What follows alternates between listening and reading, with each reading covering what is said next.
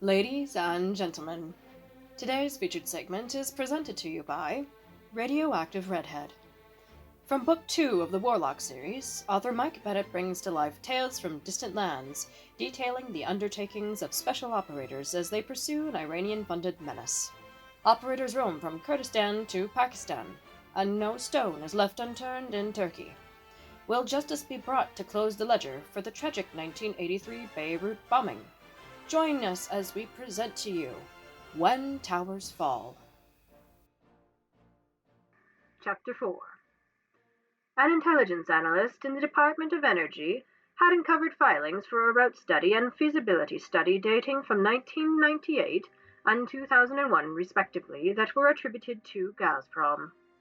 With a little more digging, the analyst uncovered the details of Gazprom's pipeline plans to furnish northern Europe by bringing supply from Russia gas fields in western Siberia and the Yamal Peninsula.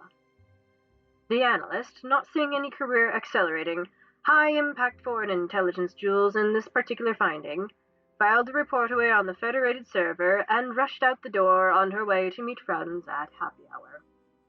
Another analyst at the NSA was querying the multitudes of databases at his fingertips for information related to undersea facilities that might interfere with the completion of the undersea fiber communication systems, in which the NSA might pursue some type of telecommunications intercept operation.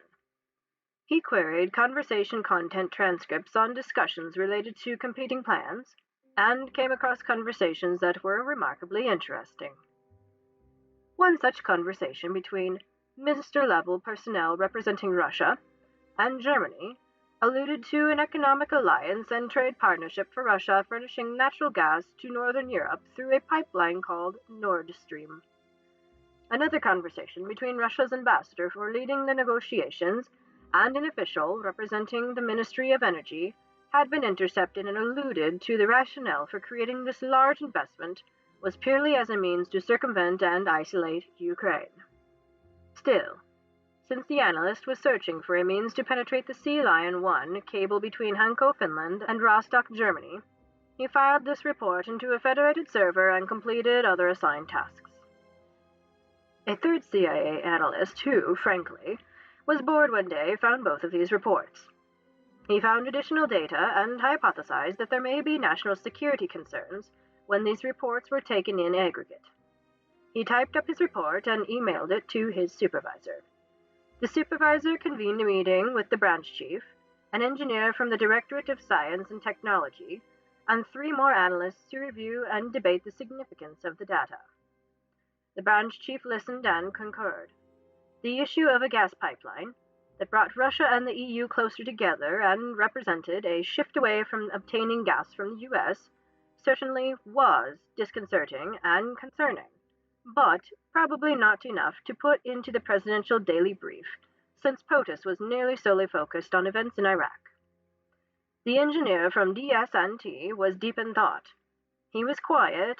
As a guest of his contemporaries from the Directorate of Intelligence, he kept his thoughts to himself. But he saw this very differently. Very clearly, to him, he saw one thing only: opportunity.